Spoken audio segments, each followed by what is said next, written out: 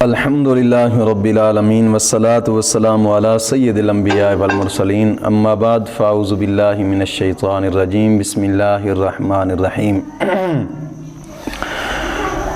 آج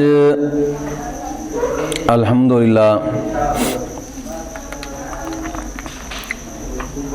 ہم نے سبق تو پڑھا تھا پہلے زکوٰۃ کے مسائل، لیکن آواز خراب ہونے کی وجہ سے کچھ دوستوں کو مسائل صحیح سمجھ نہیں آئے، ان کی فرمائش پر پھر یہ سبق دوبارہ پڑھایا جا رہا ہے۔ لیکن آج پچھلا سبق بھی اور آگے جو نیا سبق آج کا ہے وہ بھی ساتھ ہی پڑھیں گے انشاءاللہ العزیز، دونوں سبق اکٹھے۔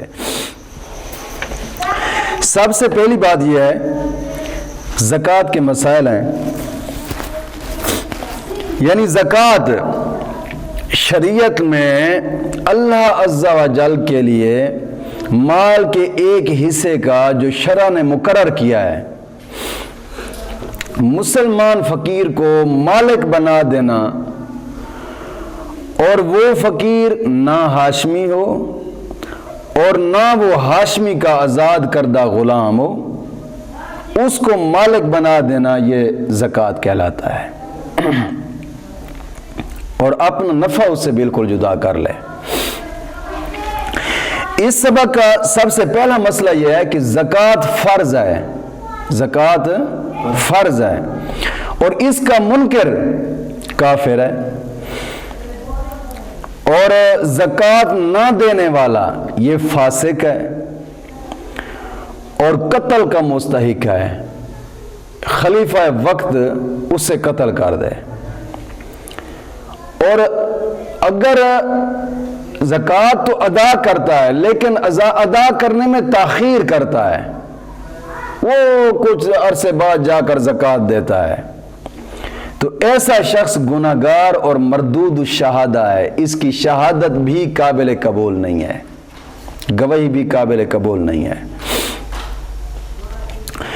دوسرا مسئلہ آج کے سبق میں یہ ہے کہ زکوٰۃ کو مباح کر دینے سے زکوٰۃ ادا نہیں ہوگی۔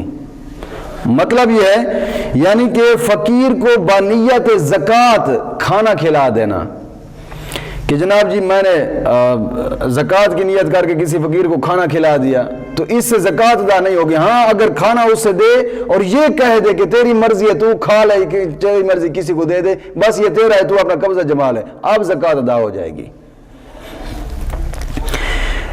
اسی طرح بنیت زکوٰۃ کسی فقیر کو اس نے کپڑے پہنا دیے ہیں یا کپڑے دے دیے ہیں تو پھر بھی زکوٰۃ ادا ہو جائے گی۔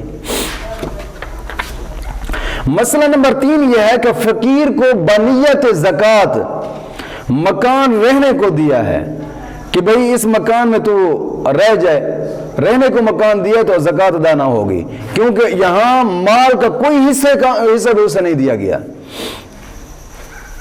بلکہ منفعات کا مالک کیا گیا اس کو۔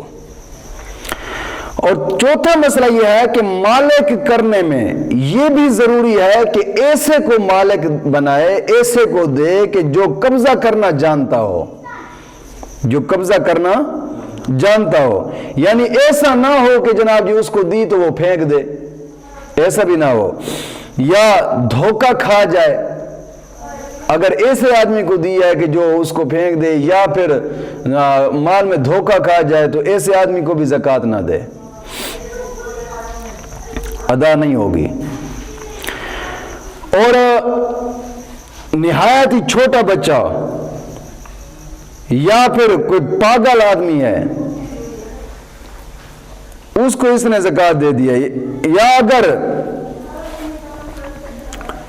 کوئی بچہ ہے کہ اس کو اتنی عقل نہیں ہے، اس کو زکوٰۃ دے دی ہے تو پھر بھی زکوٰۃ ادا نہ ہوگی۔ ہاں اگر اس کی طرف سے اس کا جو باپ ہے بچے کا اس کو زکوٰۃ دے دی،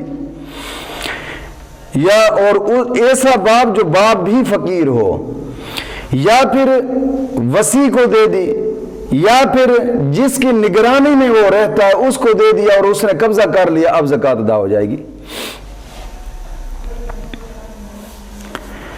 اب ہے زکوٰۃ واجب ہونے کے لیے چند شرطیں کہ پہلی شرط مسلمان ہونا، اور دوسری شرط یہ ہے کہ بالغ ہو، تیسری شرط یہ ہے کہ عقل والا ہو، عقل والا ہو، عاقل ہو، پاگل کو بھی زکوٰۃ نہیں دی جا سکتی۔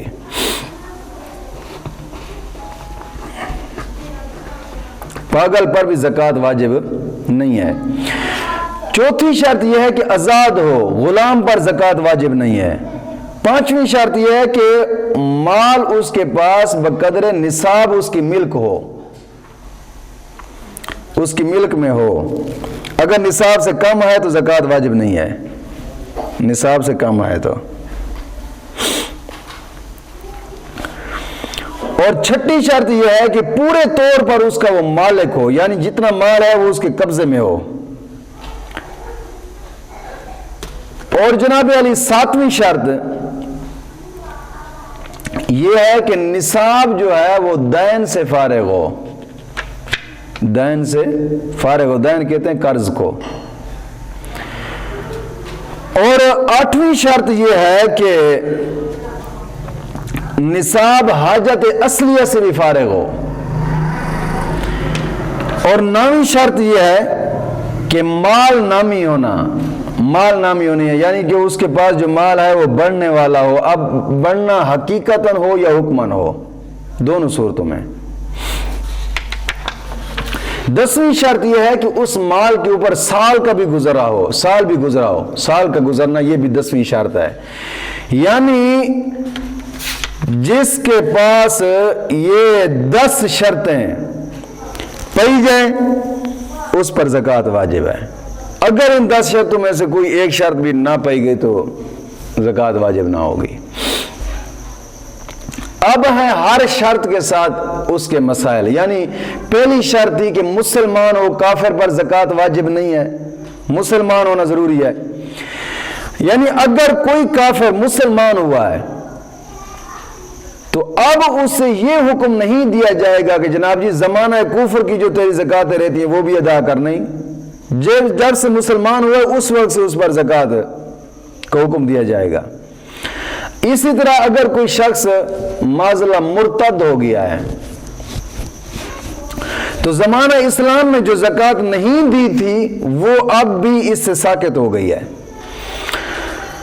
اور دوسرا مسئلہ اس میں یہ ہے کہ کافر دارالحرب میں مسلمان ہوا، دارالحرب میں مسلمان ہوا اور وہیں چند سال اس نے گزارے ہیں دارالحرب میں، پھر دارالاسلام میں آ گیا ہے۔ اگر اس کو معلوم تھا کہ مالدار مسلمان پر زکوٰۃ واجب ہے تو اس زمانہ کی زکوٰۃ جناب علی واجب ہے جو پچھلا زمانہ اس نے گزارا ہے۔ اگر اس کو معلوم نہیں تھا کہ مالدار مسلمان پر زکوٰۃ واجب ہوتی ہے تو اب بھی اس پر زکوٰۃ واجب نہیں ہے۔ اگر دارالاسلام میں مسلمان جناب علی ہوا اور چند سال کی زکوٰۃ نہیں دی ہے، مسلمان ہوا ہے دارالاسلام میں لیکن چند سال کی اس نے زکوٰۃ نہیں دی، تو ان کی زکوٰۃ جن سالوں کی اس نے نہیں دی ہے اب یہ زکوٰۃ دے گا، اس پر واجب ہے۔ اگرچہ وہ کہتا رہے کہ جناب جی علی مجھے فرضیات کا علم نہیں تھا یا کوئی اور بھی بہانے بناتا رہے، دارالاسلام میں جو جہل ہوتا ہے یہ عذر نہیں ہے، دارالاسلام میں ہر حال ہی وہ زکوٰۃ دے گا۔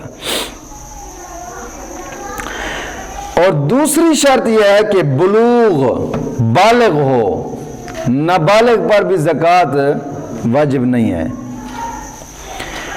تیسری شرط یہ ہے کہ عقل والا ہو، عاقل ہو۔ جو جناب علی عاقل نہیں ہے، مجنون ہے،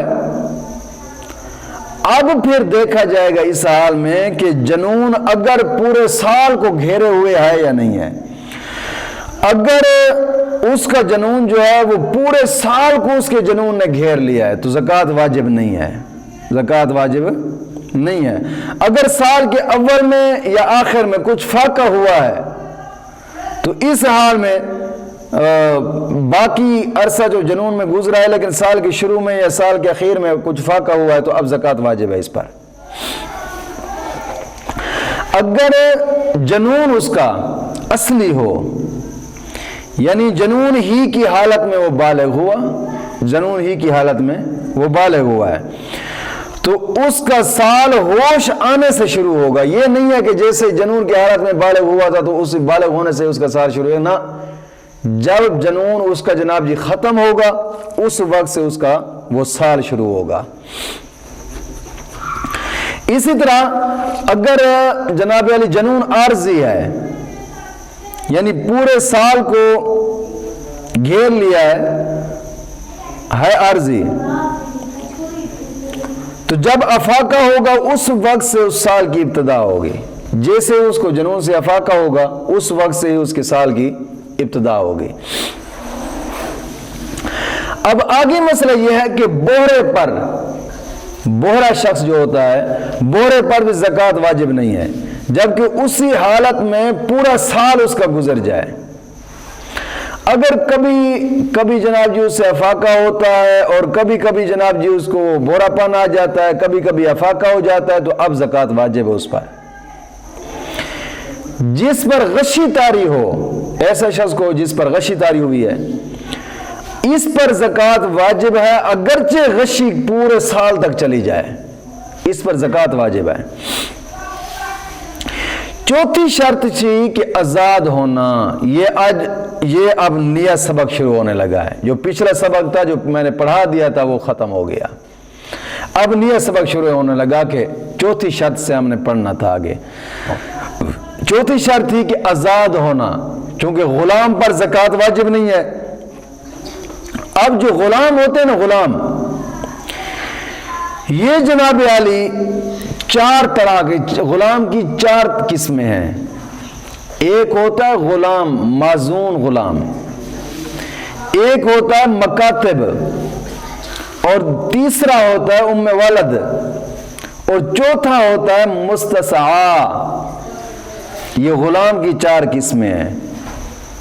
بات سمجھ آئی کہ نہیں آئی؟ اب غلام پر زکوٰۃ واجب نہیں ہے۔ ٹھوس مسئلہ تو یہ ہے کہ غلام پر زکوٰۃ واجب نہیں ہے، اگرچہ وہ معزون ہو، اگرچہ وہ مکاتب ہو، اگرچہ وہ مستسعا ہو، اگرچہ جناب جی ام ولد ہو، غلام پر تو زکوٰۃ واجب ہے ہی نہیں نا۔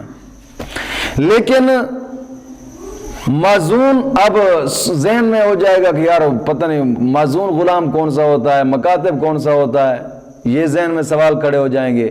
یا پھر جناب علی وہ جو ام ولد ہوتا ہے وہ کون سا ہوتا ہے، یا پھر مستسعا غلام کون سا ہوتا ہے۔ اب ان کو سمجھنا بھی ضروری ہے۔ غلام پر تو مطلقاً زکوٰۃ واجب نہیں ہے نا، وہ اگرچہ وہ معزون ہو یا مکاتب ہو یا ام ولد ہو یا مستسعا ہو، چار قسمیں غلام کی ہوتی ہیں۔ معزون غلام وہ ہوتا ہے کہ اس کے مالک نے تجارت کی اجازت دی ہو غلام کو، کہ تجھے جناب جی تجارت کی اجازت ہے، تو جا تجارت کر، یہ معزون غلام ہوتا ہے، اس پر بھی زکوٰۃ واجب نہیں ہے۔ اور دوسرا ہوتا ہے مکاتب غلام، اس پر بھی زکوٰۃ واجب نہیں ہے۔ مکاتب غلام اس کو کہا جاتا ہے کہ وہ غلام کہ جس کا جناب جی آقا مال کی ایک مقدار مقرر کر کے یہ کہہ دے کہ اتنا ادا کر دے تو آزاد ہے، اور غلام اس سے قبول بھی کر لے، اس بات کو غلام اسے اس بات کو قبول بھی کر لے، اس غلام کو کہا جاتا ہے کہ جناب علی یہ مکاتب غلام ہے۔ اب تیسرا غلام ہوتا ہے ام ولد۔ ام ولد یہ وہ غلام ہوتا ہے کہ یعنی وہ لونڈی کہ جس کے ہاں بچہ پیدا ہوا اور جناب جی اس کے لونڈی کے مالک نے اقرار بھی کیا ہے کہ یہ بچہ میرا ہے، یہ بچہ میرا ہے، اس سے کہا جاتا ہے کہ یہ غلام ام ولد ہے۔ اور چوتھا ہوتا ہے مستسعا،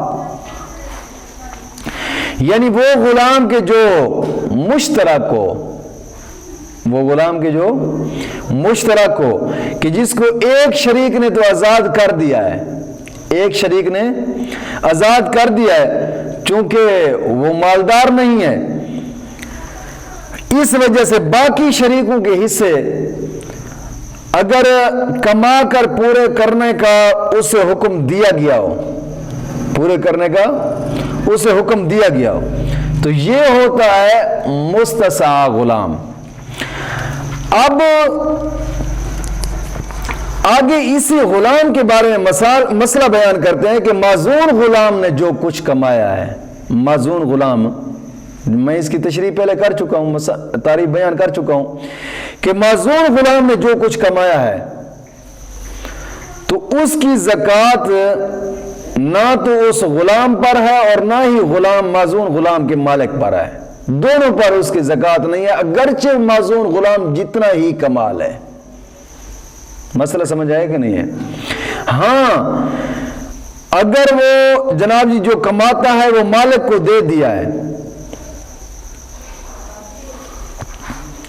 مالک کو دے دیا ہے، تو اب ان سالوں کی بھی زکوٰۃ مالک ادا کرے کہ جب کہ غلام معزون دین میں مستغرق نہ ہو۔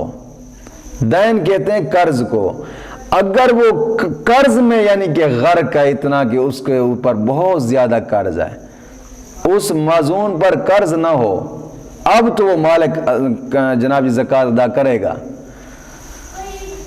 اگر قرض ہے تو پھر نہیں ادا کرے گا۔ اگر قرض ہے تو مطلقاً ہی زکوٰۃ واجب نہیں ہے، نہ ہی مالک پر اور نہ ہی معزون غلام پر، دونوں پر مطلقاً زکوٰۃ واجب نہیں ہے۔ اب آگے مسئلہ ہے مکاتب غلام کے بارے میں۔ اگر مکاتب نے جو کچھ کمایا ہے اس کی زکوٰۃ بھی واجب نہیں ہے، نہ اس پر نہ ہی اس کے مالک پر۔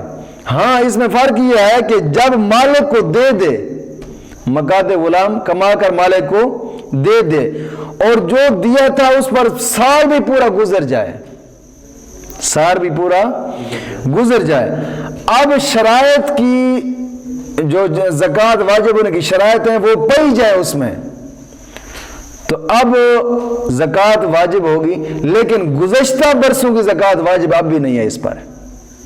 یہ ہوتا ہے مکاتب غلام، اس کی کمائی کا جو مسئلہ ہے وہ یہ ہے۔ اب آگے پانچویں شرط ہے کہ مال بقدر نصاب اس کی ملک میں ہونا، یہ پانچویں شرط تھی۔ اگر نصاب سے کم ہے تو زکوٰۃ واجب نہیں ہے، اگر نصاب کے برابر ہے یا نصاب سے زیادہ ہے تو زکوٰۃ واجب ہے۔ چھٹی شرط یہ ہے کہ پورے طور پر اس مال کا یہ مالک بھی ہو، اس کے قبضے میں ہو۔ اب مسئلہ یہ بنتا ہے کہ جو مال گم ہو گیا ہے، جو مال گم ہو گیا ہے یا پھر دریا میں مال گر گیا ہے، مثال کے طور پر اس کے پاس سونا یا چاندی تھا یا کچھ ہیرے تھے، جواہر تھے، وہ دریا میں گر گئے ہیں، یا پھر مال تو اس کے پاس تھا لیکن کسی نے زبردستی اس سے مال چھین لیا ہے، بات سمجھ آ گئی؟ یا جس نے اسے چھینا ہے اس کے غصب کے جناب جی وہ گواہ بھی نہ ہوں، یا پھر جنگل میں اس نے دفن کر دیا تھا، وہ مال تھا اس کے پاس لیکن اس نے جنگل میں اس کو دفن کر دیا تھا اور اب یہ یاد نہیں ہے کہ پتہ نہیں کس جگہ پر میں نے دفن کیا تھا، کیونکہ کچھ بندے ایسے ہوتے ہیں کہ جو چیز جہاں پر رکھتے ہیں ان کو یاد ہی نہیں ہوتی، پتہ نہیں کہاں رکھی ہے۔ جنگل میں اس نے دفن کیا تھا مال لیکن اس کو یاد نہیں ہے پتہ نہیں کہاں مال میں نے جناب جی دفن کیا ہے، یا پھر انجان آدمی کے پاس اس نے امانت رکھی تھی جس کو یہ جانتا بھی نہیں تھا، اب یہ یاد ہی نہیں ہے اس کو کہ پتہ نہیں وہ کون شخص تھا یار جس کے پاس میں نے مال امانت رکھا تھا، یا جناب جی مدیون نے دین سے انکار کر دیا، دین سے انکار کر دیا ہے، اب اس کے پاس گواہ بھی نہیں ہے، اس کے پاس گواہ بھی نہیں ہے، تو اب مسئلہ یہ ہے کہ یہ مال گم ہوئے ہیں یا دفن ہوئے ہیں یا کسی نے ان سے چھینے ہیں ان تمام صورتوں میں اگر ان کے بعد اس کو مال جو ہے یہ مل گئے ہیں سب کے سب، تو جب تک نہیں ملے تھے اس زمانہ کی زکوٰۃ واجب نہیں ہے. جب نہیں ملے تھے اس زمانہ کی زکوٰۃ واجب نہیں ہے. اب جب مل گئے اس کے پاس رہے، اب زکوٰۃ اس پر واجب ہوگی آگے جو دن گزریں گے. اب آگے مسئلہ یہ ہے کہ اگر دین ایسے شخص پر ہے کہ جو اس کا اقرار کرتا ہے، دین کہتے ہیں قرض کو، یعنی کہ اس کا جو ایسے شخص پر قرض ہے کہ وہ آگے والا شخص جس کو اس نے قرض دیا ہے وہ اس کا اقرار بھی کرتا ہے کہ واقعی یار میں نے اس کا قرض دینا ہے. دین کہتے ہیں قرض کو، میں نے اس کا قرض دینا ہے، میں نے اس کا قرض دینا ہے. اب اقرار تو کرتا ہے لیکن قرض دینے میں یہ تاخیر کرتا ہے، وقت پر نہیں دیتا، وقت پر، یعنی کہ لین دین دا کھوٹا ہے این آکھاں گے، وہ وقت ہوتے چیز نہیں دینا. یا پھر ایسا شخص ہے کہ جو غریب ہے، بات سمجھا کہ نہیں، غریب ہے، یا پھر بندہ غریب تھا لیکن قاضی کے یہاں اس کا فیصلہ کیا ہے، قاضی کے پاس، اور قاضی نے اس کو مفلس ہونے کا حکم دے چکا ہے قاضی.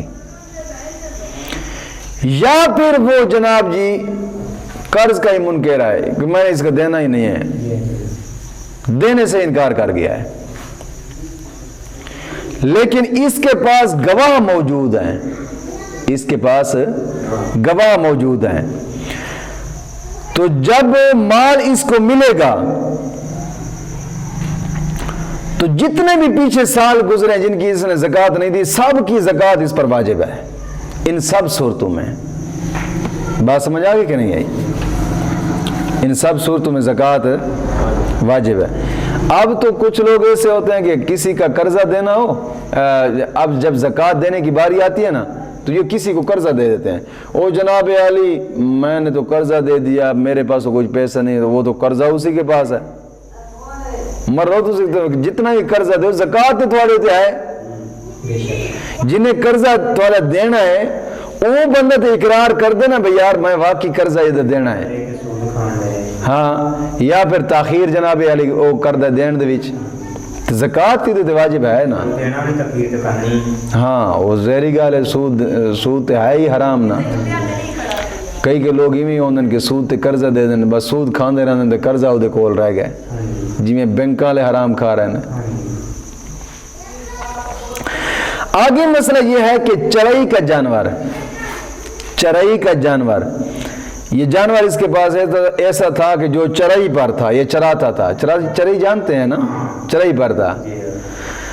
اگر وہ جانور کسی نے جناب جی سے چھین لیا ہے یا ڈاکو پڑ گئے ہیں، انہوں نے وہ غصب کر لیا جانور، جس نے وہ جانور چھینا ہے، اگرچہ وہ آدمی اس چیز کا اقرار کرتا ہے کہ بھائی میں نے اسے واقعی جانور چھینا ہے، تو ملنے کے بعد بھی اس زمانہ کی زکوٰۃ جو ہے نا اس پر واجب نہیں ہے، اس زمانہ کی زکوٰۃ اس پر واجب نہیں ہے.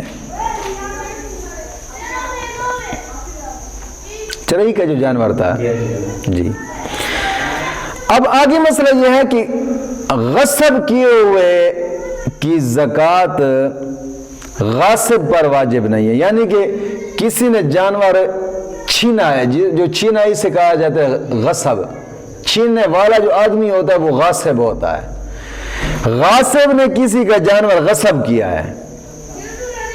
بات سمجھ آ گئی کہ نہیں؟ کوئی جانور چھین لیا ہے، اب جانور تو جو چھینا اس کے پاس ہے، اب اس پر اس کی زکوٰۃ واجب نہیں ہے کیونکہ یہ اس کا ہے ہی نہیں. جب ہے نہیں تو پھر اس پر زکوٰۃ کہاں سے آئی ہے؟ لیکن غاصب پر یہ واجب ہے کہ جناب علی جس کا مال ہے اسے واپس کر دے، اس پر واجب ہے واپس کرنا. اگر غاصب نے اس مال کو اپنے مال میں ملا دیا، جو اس کا مال تھا اس مال کو بھی اپنے مال میں ملا دیا ہے، اب اس کو الگ الگ کرنا جناب جی ناممکن ہے، مشکل بن چکا ہے اس کے لیے اس کو الگ الگ کرنا۔ اس کا اپنا مال بھی جناب جی نصاب کو پہنچتا ہے، تو جناب علی یہ سارے مال کی جناب جی زکوٰۃ نکالے گا، اس پر زکوٰۃ واجب ہے سارے مال کی، جو بھی اس کا مال ملایا ہے یا اپنا تھا۔ ان صورتوں مسئلہ سمجھ آیا کہ نہیں ہے؟ اب آگے مسئلہ یہ ہے کہ ایک آدمی نے مثال کے طور پر، میں مثال دے رہا ہوں، یہ مسئلہ تب سمجھ آئے گا۔